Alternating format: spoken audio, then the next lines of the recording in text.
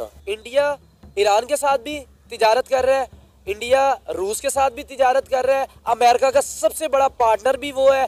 एक हल्की सी कोई भी इंडिया में बात हो, अमेरिका स्ट्रेट फॉरवर्ड खड़ा हो जाता है। हत्ता कि अब देख रहे हैं आप यूक्रेन के बिल्कुल हक में बैठा हुआ है अमेरिका, लेकिन उनका पार्टनर उठ के जाके रूस के साथ बात कर रहा है। नरेंद्र मोदी उससे बात कर रहा है कि आप यूक्रेन को ऐसे करें। हम में इतनी हिम्मत नहीं है कि हम जाके बात करें वहां, क्योंकि हमने IMF का कर्जा देना। कोई भी लीडर दुनिया का जो कि फ्रेंडली कंट्री हो, अभी तक आप उसने रशियन प्रेसिडेंट को ये नहीं कहा जो नरेंद्र मोदी ने कहा। ये बड़ी दैट्स एन इंपॉर्टेंट डेवलपमेंट।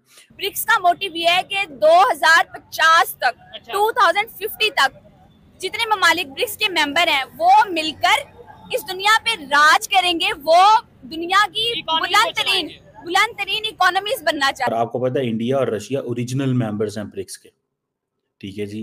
अब मुझे एक चीज़ की समझ नहीं आ रही कि अमेरिकन इस चीज़ पे परेशान होंगे, वेस्ट ये परेशान होगा, हम पुतिन को सैंक्शंस लगा के बैठे हैं, दुनिया को कह रहे हैं इससे कारोबार नहीं करना, सारी दुनिया जो है कोई रशिया को मिस नहीं करना चाहती। बात क्या है उसमें? बात यही है कि वो अपने मुल्क को स्टैंड कर रहा है, अपने मुल्क के साथ ऑनेस्ट है। वो जानते हैं दूसरी कंट्रीज वाले, जहां भी आप किसी मुल्क के भी साथ जाते हैं, ये जो इंटेलिजेंट एजेंसी होती है ना हमारे मुल्क के अलावा, ये तो हमारे हमको उठाने का काम करती है। इसके अलावा जो भी एजेंसीज होती हैं ना, वो उस मुल्क के वजीर आजम को उनको बैकग्राउंड चेक करती है कि इसका पैसा किधर पड़ा हुआ है, इसका इंटरेस्ट किधर है, अपनी कंट्री के साथ इसका इंटरेस्ट है कि नहीं। और रशिया को ये कहना है कि यूक्रेन के अंदर जो चीज़ें हैं आप सीज फायर करें। सो इंडिया जो है वो मेजर इनिशिएटिव ले रहा है फॉर द सीज फायर। लड़कियों को पढ़ना चाहिए, लड़कियों को इस्लामी तालीम देनी चाहिए, उसने उस लड़कियों को बचाना है। अच्छा, उसको लड़कियों को तालीम नहीं देनी चाहिए, लड़कियों को तालीम नहीं उनको घर में रहना चाहिए। लड़कियों को या फिर घर बैठा करे, लड़की का काम है चार दीवारी में रहना। There is a big global power play जिसको इंडिया के प्राइम मिनिस्टर जो हैं वो भी लीड कर रहे हैं, जिसको चाइनीज भी लीड कर रहे हैं, जिसको रशियन भी लीड कर रहे हैं। और इम्पॉर्टेंट डेवलपमेंट ये है कि जज्बे का मतलब होता है शहादत, पाकिस्तानियों को ये बताया जाता है। भाई जज्बे के साथ हम जो है IMF का कर्जा माफ नहीं करा सकते। अच्छा। सिर्फ जज्बे के साथ जो है ना हम अपनी प्रोडक्ट्स नहीं बना सकते, हम ट्रेड नहीं कर सकते। अगर जज्बा सब कुछ है तो जज्बे से जहाज बनाए, बैठे और सफर करें। प्राइम मिनिस्टर मोदी की और प्रेसिडेंट पुतिन की मुलाकात हुई है और प्राइम मिनिस्टर मोदी जो है उन्होंने एक लाइन ले ली है और वो समझ लिया है कि यूक्रेन के ऊपर बात करनी है। इनका मोटिव है कि इन्होंने सुपर पावर बनना है और ग्रुप की सूरत में बनना है। नेक्स्ट आने वाला जो टाइम है ना, चंद सालों के अंदर अंदर आप ये चीज देखेंगे कि ये कंसेप्ट खत्म हो जाएगा कि कोई एक मुल्क जो है वो दुनिया के।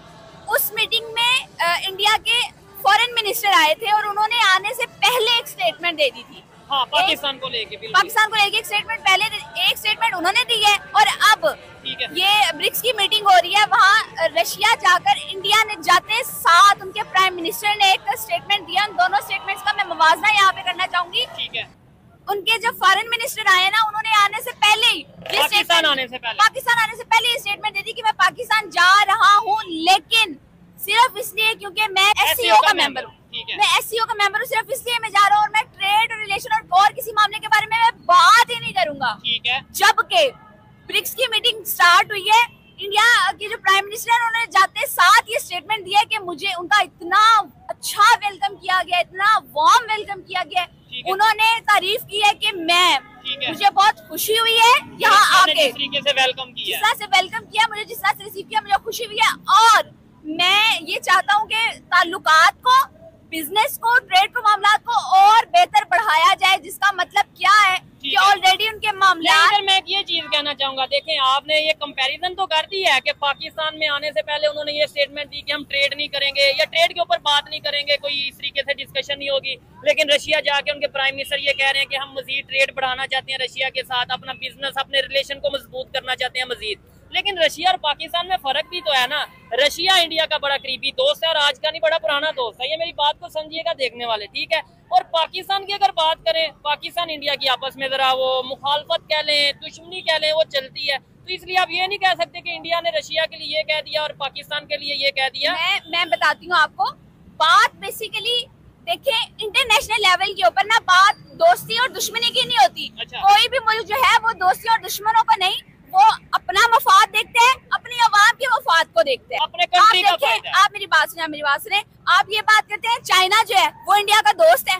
नहीं, देखने में तो यानी यही नजर आता है, खबरों में ये आता है कि आपस में उनकी टसल चलती है। There is a big global power play जिसको इंडिया के प्राइम मिनिस्टर जो हैं वो भी लीड कर रहे हैं, जिसको चाइनीज भी लीड कर रहे हैं, जिसको रशियन भी लीड कर रहे हैं।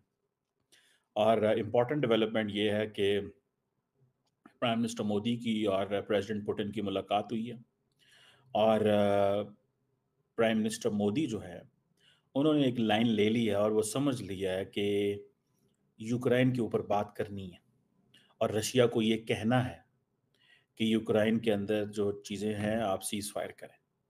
सो इंडिया जो है वो मेजर इनिशिएटिव ले रहा है फॉर द सीज फायर और peaceful resolution of Russia Ukraine conflict. कोई भी लीडर दुनिया का जो कि फ्रेंडली कंट्री हो, अभी तक आप उसने रशियन प्रेसिडेंट को ये नहीं कहा जो नरेंद्र मोदी ने कहा। ये बड़ी that's an important development, do not undermine करें इसको। तो ये जो रशिया उसका जिक्र किया। अब क्वेश्चन ये है कि जिसे वो कहते हैं ना कि ब्रिक्स अब कहते हैं कि जी it has become a global icon बन गया। ठीक है, बहुत सारे जो मुल्क हैं वो कोई रशिया के पास जा रहा है, कोई चाइना के पास जा रहा है, कोई इंडिया के पास जा रहा है। और आपको पता है इंडिया और रशिया ओरिजिनल मेंबर्स हैं ब्रिक्स के। ठीक है जी। अब मुझे एक चीज़ की समझ नहीं आ रही कि अमेरिकन इस चीज़ पे परेशान होंगे, वेस्ट ये परेशान होगा, हम पुतिन को सैंक्शंस लगा के बैठे हैं, दुनिया को कह रहे हैं इससे कारोबार नहीं करना, सारी दुनिया जो है कोई रशिया को मिस नहीं करना चाहती। ठीक है जी। और प्राइम मिनिस्टर मोदी ने फिर जफ्फी डाल दी है, फिर जफ्फी पाती है ना। और वो जो है वो जारी बात है, सारी की सारी जफ्फी जो है वो उसकी टेंशन हो रही है हर दुनिया के हर कैपिटल में कि नरेंद्र मोदी जो है हमारा यार है लेकिन जफ्फियां पुतिन को पांदा है। यार हमारा है, जफ्फियां पुतिन को डालता है। ठीक है, और ये वो जफ्फी है जो मोदी साहब आपको पता है डाल देते होते हैं। मोदी साहब इन चीज़ों के तो स्मार्ट गाय है ना, is smart guy when it comes to body language create करना, नरेंद्र मोदी को आती है।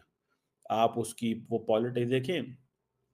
फॉर प्राइम मिनिस्टर मोदी एक चीज याद रखें, to be a third time prime minister for 1.4 billion people, that makes sense. It means the person has guts, उसके पास story है, उसने लोगों की नब्ज पे हाथ रखा है।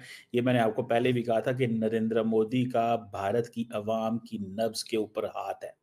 उसे पता है कि लोगों की नब्ज केंज फड़क दी है और मैंने क्या करना है, और अगर वो नहीं तो वो अपनी मर्जी से नब्ज को फड़कवा लेते हैं, बिकॉज ये अंडरस्टैंड कि क्या करना चाहिए क्या नहीं करना चाहिए।